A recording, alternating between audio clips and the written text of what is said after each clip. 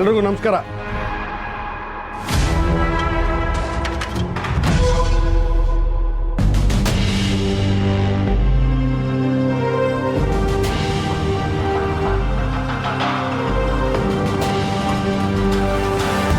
ನಮ್ಮ ಶಿಕ್ಷಣ ಇಲಾಖೆಯ ವತಿಯಿಂದ ಇಂದು ವಿಶೇಷವಾದ ಪತ್ರಿಕಾಗೋಷ್ಠಿಯನ್ನು ಏರ್ಪಡಿಸಿದ್ದೇವೆ.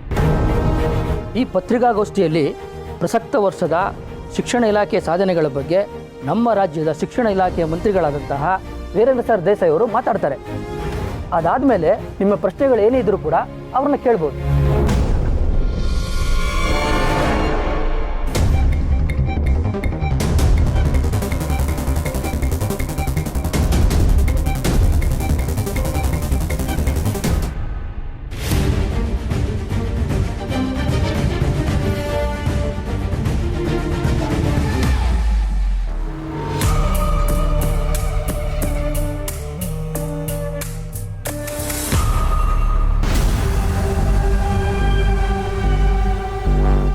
ಒಂಥರ ಶ್ರಾವಣಿಯಲ್ಲಿ ಅದಕ್ಕೆ ಅದು ಶ್ರಾವಣಿ ಮೇಲೆ ಲೈವ್ ಪ್ರೋಗ್ರಾಮ್ ರೂಮ್ನಲ್ಲೇ ನೋಡ್ತಿದ್ದಾಳೆ.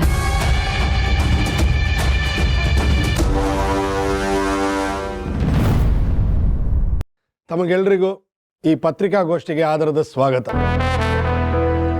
ನಮ್ಮ ಸರ್ಕಾರ ನುಡಿದಂತೆ ನಡೆಯೋ ಸರ್ಕಾರ. ನಾವು ಅಧಿಕಾರಕ್ಕೆ ಬರುವಾಗ ಶಿಕ್ಷಣ ಕ್ಷೇತ್ರದಲ್ಲಿ ಯಾವ್ಯಾವ ಬದಲಾವಣೆಯನ್ನು ತರ್ತೀವಿ ಅಂತ ಹೇಳಿದ್ವೋ ಅದನ್ನು ಯಶಸ್ವಿಯಾಗಿ ಕಾರ್ಯರೂಪಕ್ಕೆ ತಂದಿದ್ದೀವಿ. ಅದರ ಬಗ್ಗೆ ನಾನೊಂದಿಷ್ಟು ಮಾಹಿತಿಗಳನ್ನ ಕೊಡೋದಕ್ಕೆ ಇಷ್ಟಪಡ್ತೀನಿ. ಕಳೆದ ವರ್ಷ ಹಾಗೂ ಪ್ರಸ್ತುತ ವರ್ಷದಲ್ಲಿ ಸುಮಾರು 2018 ಸರ್ಕಾರಿ ಶಾಲೆಗಳನ್ನು ಜೀರ್ಣೋದ್ಧಾರ ಮಾಡಿದ್ದೇವೆ. ಹಾಗೆ 3-4 ವರ್ಷಗಳಲ್ಲಿ ಸರ್ಕಾರಿ ಶಾಲೆ ಸೇರಿರೋ ಮಕ್ಕಳ ಸಂಖ್ಯೆ 8% ಜಾಸ್ತಿ ಆಗಿದೆ ಅಂತ ಹೇಳೋದಕ್ಕೆ ಹೆಮ್ಮೆ ಪಡ್ತೀನಿ.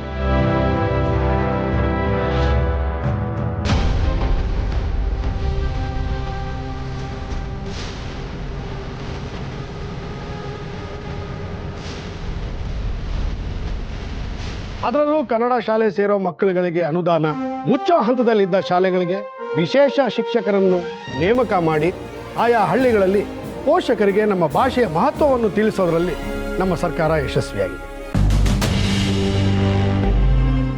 ರಾಜ್ಯದ ಗಡಿ ಪ್ರದೇಶದಲ್ಲಿರುವ ಕನ್ನಡ ಶಾಲೆಗಳನ್ನು ಅಭಿವೃದ್ಧಿಗೊಳಿಸಿ ಆ ಶಾಲೆಗಳ ಸಂಖ್ಯೆಯನ್ನು ಹೆಚ್ಚು ಮಾಡಿರೋದು ನಮ್ಮ ಸರ್ಕಾರದ ಸಾಧನೆ ಅಂತ ಹೆಮ್ಮೆಯಿಂದ ಹೇಳ್ಕೊತೀನಿ.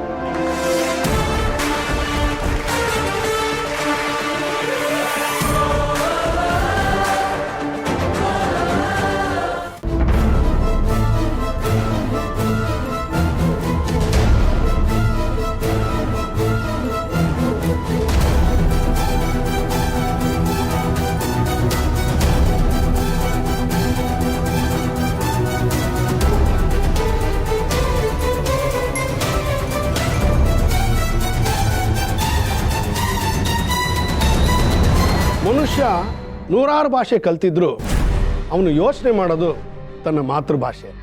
ಹಾಗೆ ನಮ್ಮ ಮಕ್ಕಳು ಬುದ್ಧಿವಂತಿಕೆ ಹೆಚ್ಚಾಗಬೇಕು ಅಂತಂದರೆ ಅವರಿಗೆ ಪ್ರಾಥಮಿಕ ಶಿಕ್ಷಣವನ್ನು ಮಾತೃಭಾಷೆಯಲ್ಲೇ ನೀಡಬೇಕು. ನಾನು ಕೂಡ ಕನ್ನಡ ಮಾಧ್ಯಮ ಶಾಲೆಯಿಂದನೇ ಬಂದವನು. ಇವತ್ತು ಹಳ್ಳಿಗಳಲ್ಲಿ ಸರ್ಕಾರಿ ಶಾಲೆಗಳಲ್ಲಿ ಕನ್ನಡ ಮಾಧ್ಯಮದಲ್ಲಿ ಓದಿರೋ ಎಷ್ಟೋ ಜನ ಸಾಧಕರು ನಮ್ಮ ಕಣ್ಮುಂದನೇ ಇದ್ದಾರೆ. ಹಾಗಾಗಿ ಮೊದಲು ಕನ್ನಡ ಪ್ರಾಶಸ್ತ್ಯ ಸಿಗಬೇಕು. ಅದರಲ್ಲೂ ನಾನು ಉನ್ನತ ಶಿಕ್ಷಣ ಸಚಿವನಾಗಿರೋದ್ರಿಂದ ಕಾಲೇಜುಗಳ ದುರಸ್ತಿ, ಲೈಬ್ರರಿಗಳಲ್ಲಿ ಪುಸ್ತಕದ ನವೀಕರಣ,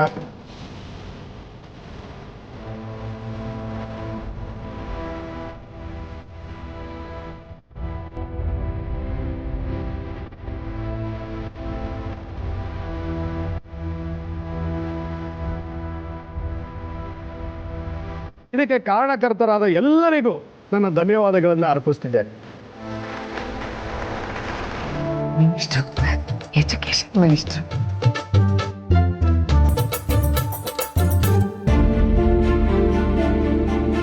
ಇನ್ನೂ ಹೆಚ್ಚು ಮಾಹಿತಿ ಬೇಕು ಅಂದರೆ ನಮ್ಮ ಇಲಾಖೆಯ ವೆಬ್ಸೈಟ್ನಲ್ಲಿ ಅದು ಲಭ್ಯ ಇದೆ, ನೀವು ನೋಡ್ಬೋದು.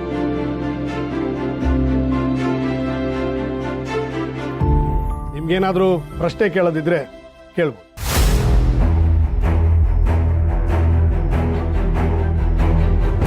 ಇವರೆಲ್ಲರೂ ಇಲ್ಲಿರೋದಕ್ಕೆ ಅನ್ಸುತ್ತೆ.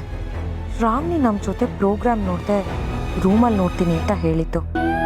ಪಾಪ ಇವರೆಲ್ಲ ಇರೋದ್ರಿಂದ ಅವಳೊಬ್ಳೇ ರೂಮಲ್ಲಿ ನೋಡೋ ಹಾಗಾಯ್ತು. ರೀ ಸುಬ್ರಹ್ಮಣ್ಯನ ಕಾಣಿಸ್ತಿಲ್ವಲ್ರಿ? ಅಯ್ಯೋ ಮಿನಿಸ್ಟರ್ ಪ್ರೋಗ್ರಾಮ್ ಕಡೆ ಮಿನಿಸ್ಟರ್ನ ತೋರಿಸ್ತಾರೆ ಹೊರತು ನಮ್ಮ ಸುಬ್ಬನೆಲ್ಲೇ ತೋರಿಸ್ತಾರೆ. ಆದ್ರೂ ನಮ್ಮ ಸುಬ್ರಹ್ಮಣ್ಯ ಯಾವಾಗಲೂ ಮಿನಿಸ್ಟ್ರು ಅಕ್ಕಪಕ್ಕನೇ ಇರ್ತಿದ್ದ ಅಲ್ವಾ? ಒಂಚೂರಾದ್ರೂ ತೋರ್ಸೋದು ಬೇಡವಾ? ಸರ್, ಈ ಸಲ ಶಿಕ್ಷಕರ ಇಂಕ್ರಿಮೆಂಟ್ ಬಗ್ಗೆ ನೀವು ಏನು ತೀರ್ಮಾನ ತಗೊಂಡಿದ್ದೀರಾ? ಇನ್ನೊಂದು 2 ತಿಂಗಳಲ್ಲಿ ಇನ್ಕ್ರಿಮೆಂಟ್ ಕೊಡ್ತಾ ಇದ್ದೀವಿ. ಹಾಗೆ 1200 ಉಪನ್ಯಾಸಕರುಗಳನ್ನ ಪರ್ಮನೆಂಟ್ ಮಾಡ್ಕೊತಾ ಇದ್ದೀವಿ.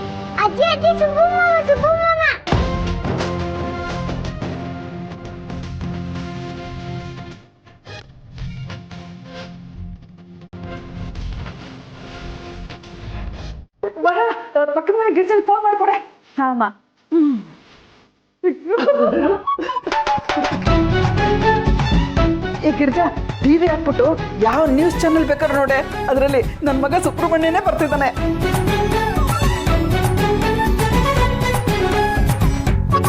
ಮಿನಿಸ್ಟ್ರು ಪ್ರೋಗ್ರಾಮೇ. ನನ್ನ ಮಗ ಅವ್ರ ಜೊತೆ ಇರಲ್ವಾ, ಅಲ್ಲೇ ಅಕ್ಕಪಕ್ಕ ಕಾಣಿಸ್ಕೊತಿರ್ತಾನೆ ನೋಡು. ಲೇ ಸುಬ್ರಹ್ಮಣ್ಯ ಟಿವಿಲಿ ಬಂದ ತಕ್ಷಣ ಒಂದು ಫೋಟೋ ಹೊಡೆ.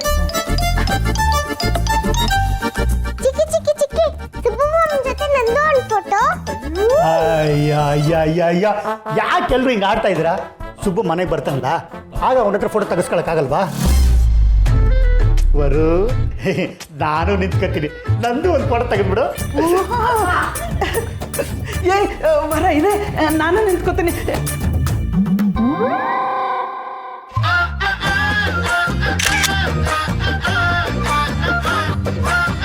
ಏ ಅಡ್ಡಾಡಕ್ಕೆ ಮುದ್ದು ತೆಗಿಯೇ. ಅವಾಗಲೇ ತಗದ್ಲಲ್ಲ.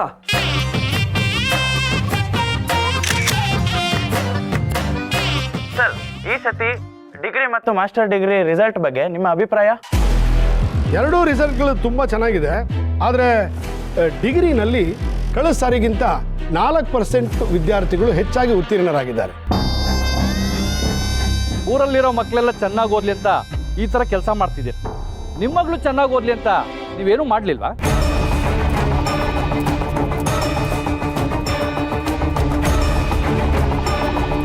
ನಿಮ್ಮ ಮಗಳೇ ಎಕ್ಸಾಮಲ್ಲಿ ಫೇಲ್ ಆಗಿರುವಾಗ ರಾಜ್ಯದ ಮಕ್ಕಳನ್ನೆಲ್ಲ ಹೇಗೆ ಚೆನ್ನಾಗಿ ಓದಿಸ್ತೀರಿ?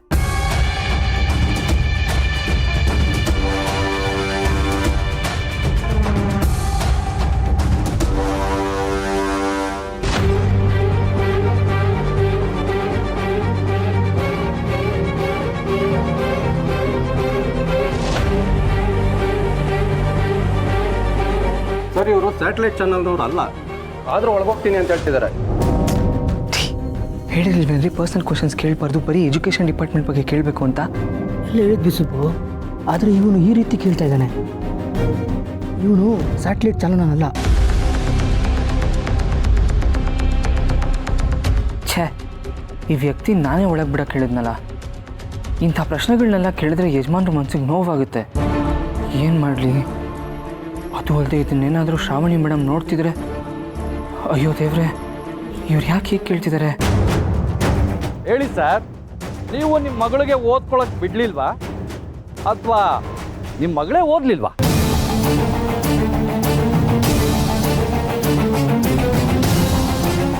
ನೀವು ನಿಮ್ಮ ಮಗಳ ಜೊತೆ ಮಾತಾಡ್ತಿದ್ದಾನೆ.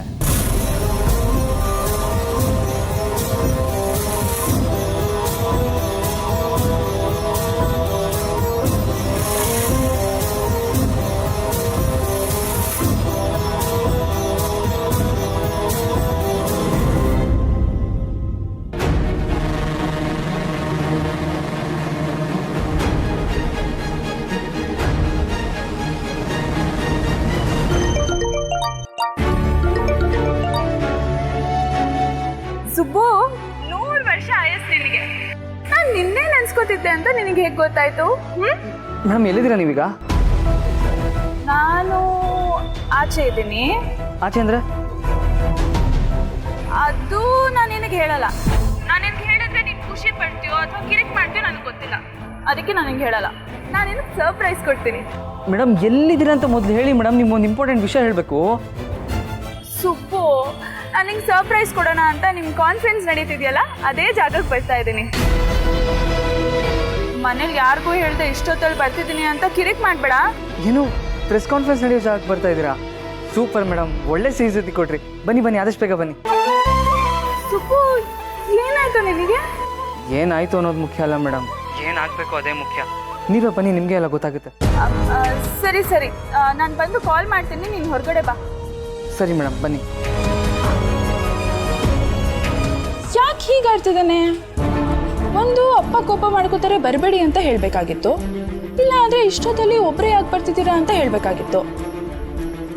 ಮನೇಲಿ ಯಾರೂ ಇಲ್ಲ, ಯಾರಿಗೂ ಹೇಳ್ದೆ ಬರ್ತಿದ್ದೀರಲ್ಲ ಅಂತ ಕಿರಿಕ್ ಮಾಡಬೇಕಾಗಿತ್ತು. ಇದು ಯಾವುದು ಇಲ್ಲದೆ ಬೇಗ ಬನ್ನಿ ಅಂತ ಹೇಳ್ತಿದ್ದಾನಲ್ಲ, ಅಲ್ಲಿ ಏನಾಗ್ತಿರ್ಬೋದು?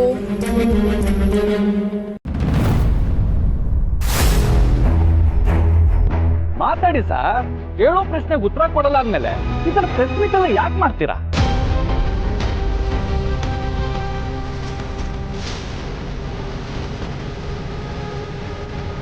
ಆಯ್ತಾಯ್ತು, ನಿಮ್ಮ ಪ್ರಶ್ನೆಗಳು ಮುಗಿದಿದ್ರೆ ಬೇರೆ ಅವಕಾಶ ಮಾಡಿಕೊಡಿ ಮಾತಾಡೋಕ್ಕೆ. ಪ್ರಶ್ನೆ ಮುಗಿಯೋದು ಹೇಗೆ ಸಾಧ್ಯ ಸರ್? ಅವರಿಂದ ಉತ್ತರನೇ ಬರ್ತಿಲ್ವಲ್ಲ. ಇಲಾಖೆಗೆ ಸಂಬಂಧಪಟ್ಟಿರೋಂಥ ಪ್ರಶ್ನೆಗಳು ಮಾತ್ರ ಕೇಳಿ, ಅವರ ವೈಯಕ್ತಿಕ ವಿಚಾರಗಳನ್ನ ನೀವು ಕೇಳೋದು ತಪ್ಪಾಗುತ್ತೆ. ಯಾಕೆ ಸರ್ ತಪ್ಪಾಗುತ್ತೆ? ವೈಯಕ್ತಿಕವಾಗಿ ಅವ್ರು ಸರಿಯಾಗಿದ್ದಿರ್ತಾರೆ, ರಾಜ್ಯ ಆಳೋದಕ್ಕೆ ಸಾಧ್ಯವಾಗೋದು, ಬೇರೆಯವ್ರಿಗೆ ಬುದ್ಧಿ ಹೇಳೋಕ್ಕಾಗೋದು.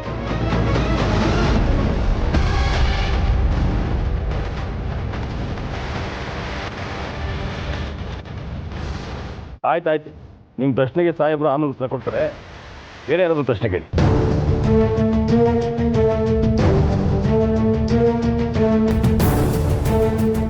ನೋಡಿ, ನೀವು ಪತ್ರಿಕಾ ಸ್ವಾತಂತ್ರ್ಯನ ಹತ್ತಿಕ್ತಾ ಇದ್ದೀರಾ. ಹಾಗಂತ ಪತ್ರಿಕಾ ಸ್ವಾತಂತ್ರ್ಯನ ದುರುಪಯೋಗ ಪಡಿಸ್ಕೋಬಾರ್ದು. ದಯವಿಟ್ಟು ಶಿಕ್ಷಣಕ್ಕೆ ಸಂಬಂಧಪಟ್ಟ ಪ್ರಶ್ನೆ ಏನಾದಿದ್ರೆ ಕೇಳಿ. ಅದೇ ಸರ್ ಸಾಧ್ಯ ಆಗುತ್ತೆ. ಎಷ್ಟೋ ಜನ ರಾಜಕೀಯ ವ್ಯಕ್ತಿಗಳು ತಮ್ಮ ವೈಯಕ್ತಿಕ ಜೀವನದಲ್ಲಿ ಸರಿ ಇಲ್ಲದಕ್ಕೆ ಸಮಾಜ ರಾಜಕೀಯದಿಂದ ಅವರನ್ನು ಹೊರಗಡೆ ಹಾಕಿದೆ. ಅಷ್ಟಕ್ಕೂ ನಾನು ಕೇಳ್ತಿರೋ ಪ್ರಶ್ನೆಗೆ ಉತ್ತರ ಯಾಕೆ ಸರ್ ಕೊಡ್ತಾ ಇಲ್ಲ ಅವರು? ಹಾಗಿದ್ರೆ ನಾನು ಕೇಳ್ತಾ ಇರೋ ಪ್ರಶ್ನೆ ಎಲ್ಲ ಸರಿಯಾಗಿದೆ ಅಂತ ಆಯ್ತು. ನಿಮ್ಮ ಮತ್ತೆ ನಿಮ್ಮ ಮಗಳ ಮಧ್ಯೆ ಸಂಬಂಧ ಸರಿ ಇಲ್ಲ.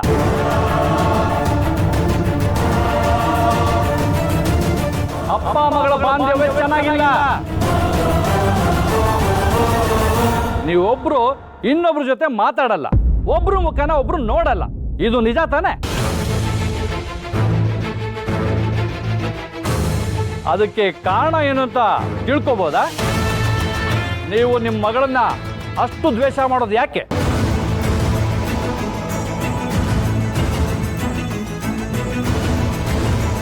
ಒಂದು, ನೀವು ತಪ್ಪು ಮಾಡಿರ್ಬೇಕು, ಇಲ್ಲ ನಿಮ್ಮ ಮಗಳು ತಪ್ಪು ಮಾಡಿರ್ಬೇಕು. ನೀವೇ ನಿಮ್ಮ ಮನೆಯಲ್ಲಿ ಸಂಬಂಧಗಳನ್ನು ಸರಿಯಾಗಿ ಇಟ್ಕೊಂಡಿಲ್ಲ ಅಂದಮೇಲೆ ಸಮಾಜನ ಹೇಗ್ರಿ ಕಾಪಾಡ್ತೀರಾ? ಇದಕ್ಕೆಲ್ಲ ನೈತಿಕ ಹೊಣೆಯನ್ನು ಹೊತ್ತು ನೀವು ರಾಜೀನಾಮೆಯನ್ನು ಕೊಟ್ಟು ಹೋಗಬಹುದಲ್ಲ.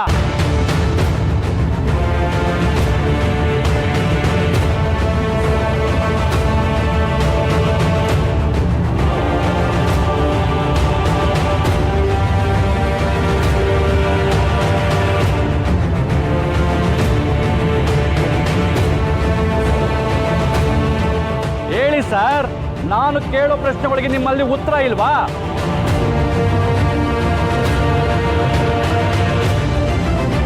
ಇದನ್ನೆಲ್ಲ ಯಜಮಾನ್ರು ಹೇಗೆ ಮಾತಾಡ್ತಾರೋ, ಏನಂತ ಹೇಳ್ತಾರೋ? ನಿಮ್ಮ ಮಗಳು ಮತ್ತೆ ನಿಮ್ಮ ಮಧ್ಯೆ ದ್ವೇಷ ಇದೆಯಾ?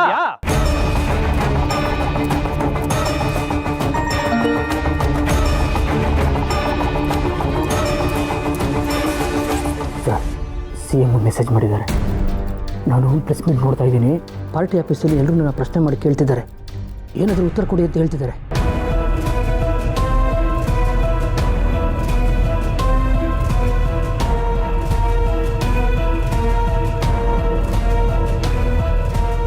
ಮೇಡಮ್ ಎಲ್ಲಿದ್ದೀರಾ?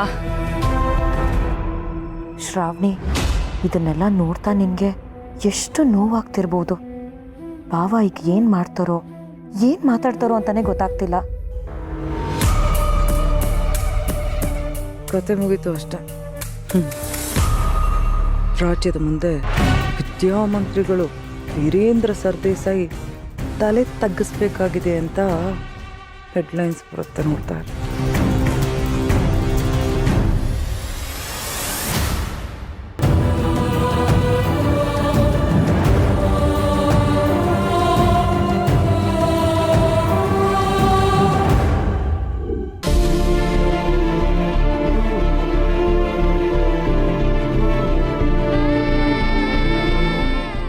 ಭಗವಂತ, ಇದೆಂಥ ಪರೀಕ್ಷೆ? ಅಲ್ಲಿ ನಡೀತಾರೋ ಪ್ರೆಸ್ ಮೀಟ್ಗೂ ಕೇಳ್ತಾರೋ ಪ್ರಶ್ನೆಗೂ ಒಂದಕ್ಕೊಂದು ಸಂಬಂಧನೇ ಇಲ್ಲ. ಯಾಕೆ ಹೀಗಾಗ್ತಾ ಇದೆ? ದೇವ್ರೇ, ನೀನಿರೋದೇ ನಿಜವಾಗಿದ್ದರೆ ಯಜಮಾನ್ರಿಗೆ ಯಾವುದೇ ತೊಂದರೆ ಬರೆದಿರೋ ಹಾಗೆ ಅವರನ್ನು ಪಾರು ಮಾಡು, ಆ ಮನೆ ಗೌರವ ಉಳಿಸು.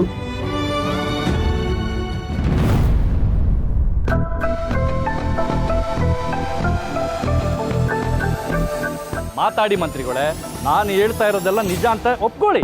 ಇಲ್ಲ ಅಂದ್ರೆ ಈ ಸ್ಥಾನದಲ್ಲಿ ನಾನು ಇರೋದಕ್ಕೆ ಯೋಗ್ಯತೆ ಇಲ್ಲ ಅಂತ ಹೇಳ್ಬಿಡಿ.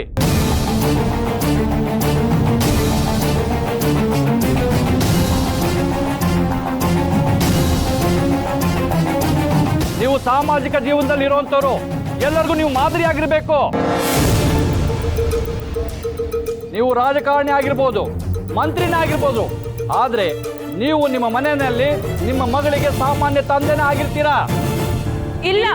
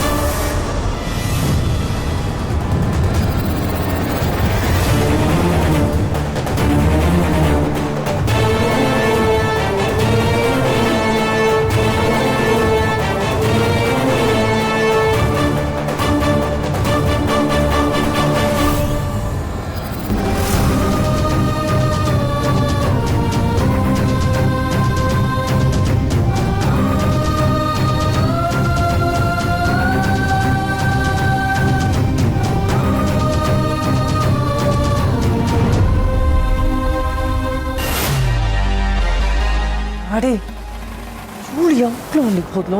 ನಮ್ಗೆ ಏನು ಗೊತ್ತು? ನಾನು ನಿಂಚದನ್ನ ಇದೀನಲ್ಲ. ನೀವು ಹೇಳಿದ್ರಲ್ಲ ನೀವು ಕೂಡ ಸಾಮಾನ್ಯವಾದ ತಂದೆನೇ ಅಂತ.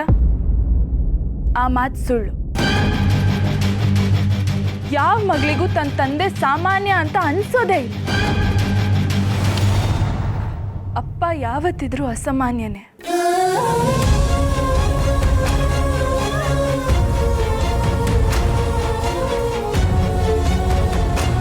ಆಕಾಶನೇ ನಾಚಿಕೆ ಪಡುವಷ್ಟು ವಿಶಾಲವಾಗಿ ಮನಸ್ಸಿರೋ ಅಪ್ಪ ಸಾಮಾನ್ಯ ಅಂತ ಹೇಗೆ ಹೇಳ್ತೀರಾ?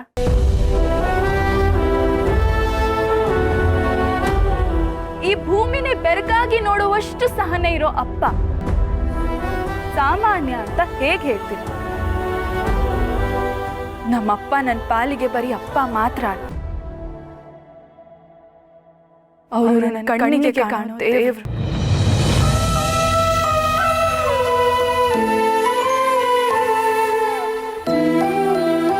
ನಾನು ಅಪ್ಪ ಮಾತಾಡಲ್ಲ ಅಂತ ನೀವು ಹೇಳಿದ್ರಿ ಅಲ್ಲ,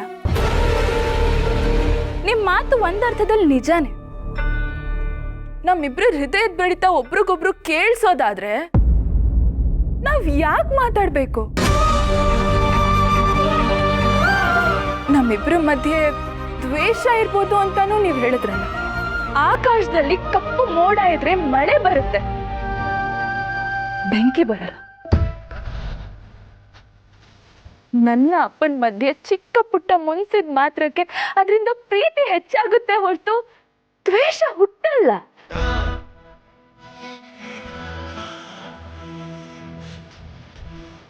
ಅಪ್ಪನ್ಗೆ ನಾನು ಗುರುಗಳ ಹಾಗೆ ಗೌರವ ಕೊಡ್ತೀನಿ. ಅವ್ರ ಜೊತೆ ಒಬ್ಬ ಗೆಳೆಯನ್ ರೀತಿ ಕೋಪ ಮಾಡ್ಕೋತೀನಿ, ಹಠ ಮಾಡ್ತೀನಿ, ತಾಯಿ ಹಾಗೆ ಅಕ್ಕರೆ ಪಡ್ಕೋತೀನಿ.